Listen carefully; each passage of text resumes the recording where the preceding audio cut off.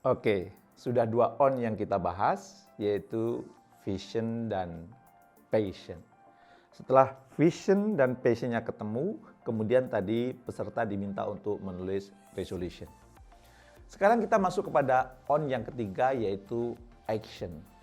Kenapa action itu penting? Karena sesungguhnya vision dan passion tidak akan mengubah hidup Anda. Yang mengubah hidup Anda adalah action berdasarkan passion demi terwujudnya vision. Maka para ahli kemudian pernah mengingatkan bahwa ternyata kesuksesan seseorang itu 97% ditentukan oleh keringat, oleh action, dan 3% ditentukan oleh inspirasi. Maka penting Anda menekankan kepada audien pentingnya action ini. Dan supaya memudahkan action ini, karena tadi di vision kita sudah menulis visi dunia dan di akhirat, maka di dalam actionnya pun harus berdasarkan kepada dua itu. Dunia akhiratnya tercover. Maka Anda perlu ngajak audien untuk kemudian menetapkan skala prioritas dan melakukan aksi-aksi strategis. Apa itu maksudnya skala prioritas? Skala prioritas itu adalah wajib, sunnah, mubah, makruh, haram. Apa maknanya? Ajak audien untuk kemudian menyibukkan dirinya dengan sesuatu yang wajib dan sesuatu yang sunnah. Ya, sekali-kali yang mubah, tinggalkan yang makruh, dan campakkan yang haram. Maka Anda bisa memberikan banyak contoh, apa itu sesuatu yang wajib, apa itu sesuatu yang sunnah, apa itu sesuatu yang mubah. Dan supaya hidup orang itu makin jelas, makin clear, maka seharusnya lah orang-orang itu atau orang-orang Anda bimbing untuk terbiasa menyibukkan dengan yang wajib dan yang sunnah. Sekali-kali boleh yang mubah. Tinggalkan yang makruh, campakkan yang haram. Contoh sederhana misalnya sedekah, nyumbang dalam kacamata agama itu bisa wajib, bisa sunnah. Ya, oke, kita ambil yang paling ringan, sunnah. Ya, sangat dianjurkan. Kalau wajib ini tidak dikerjakan berdosa, kalau sunnah ini dikerjakan Anda akan mendapat tambahan pahala, tapi nggak dikerjakan juga nggak apa-apa. Ya, misalnya sedekah. Sedekah itu sunnah, sangat dianjurkan. Ya, di sisi lain ada pekerjaan yang berikutnya adalah misalnya merokok. Merokok itu sebagian mengatakan makruh, sebagian mengatakan haram. Oke, kita ambil yang makruh. Jangan sampai kemudian kita membeli rokok dengan sukacita, tetapi ketika sedekah kita berat. Itu namanya kebalik. Pertama, karena memprioritaskan yang makruh dan kemudian menomorduakan yang sunnah. Seharusnya sedekah lebih rajin, sedekah lebih semangat dibandingkan hal yang makruh. Ya. Menuntut ilmu itu adalah wajib. Ya. Menonton TV itu adalah mubah. Jadi yang namanya mubah sekali-kali boleh. Ya. Jangan sampai Anda nonton TV setiap hari, itu namanya kewajiban. Ya. Maka kemudian ajak audien Anda, ajak orang yang Anda bimbing untuk menyibukkan dengan yang wajib. Ya. Belajar ilmu, ya.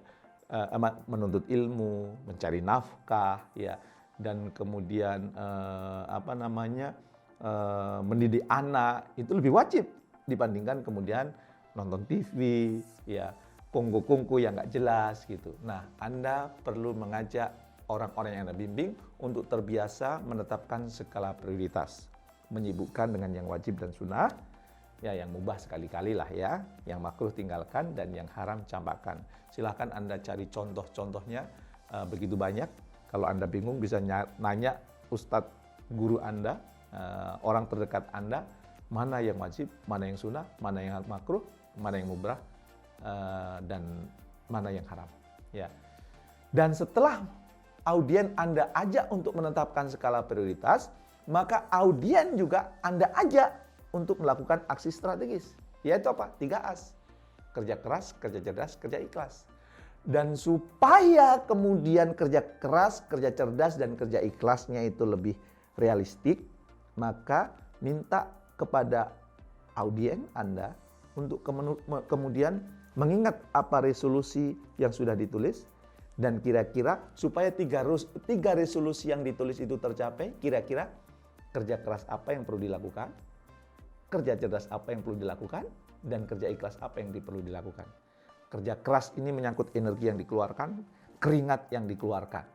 Sementara kerja cerdas itu menggunakan kecerdasan kita, menggunakan pikiran kita. Sementara kerja ikhlas itu adalah membersihkan penyakit-penyakit hati dan melibatkan Allah, melibatkan yang Maha Kuasa dalam semua aktivitas yang kita lakukan.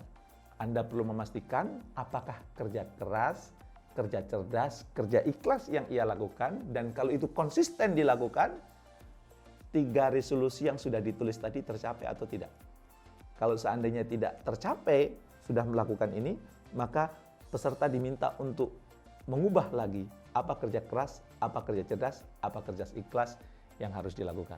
Dan insya Allah, kalau hal ini rutin dilakukan setiap tahun, maka ini akan mendekatkan tercapainya visi yang jauh ke depan yang sudah ditetapkan di sesi-sesi sebelumnya. Supaya, ingat ya, supaya audien tidak bingung, maka kerja keras, kerja cerdas, dan kerja ikhlas yang dilakukan adalah demi terwujudnya resolusi, ya, 3 resolusi yang sudah ditulis sebelumnya. Sebab kalau tercapainya visi agak kejauhan. Jadi saran saya 3 resolusi, ya. Nah, kira-kira boleh saya tanya, kalau Anda apa 3 resolusinya, dan kerja keras, kerja cerdas, kerja ikhlas apa yang Anda lakukan supaya kemudian 3 resolusi Anda setahun ke depan bisa tercapai. Ingat, Anda kerjakan ini dulu sebelum Anda memberikan training, sebelum Anda memberikan seminar, sebelum Anda mengajak orang-orang di sekitar Anda untuk kemudian melakukan action ini. Praktekan, dan setelah itu tularkan.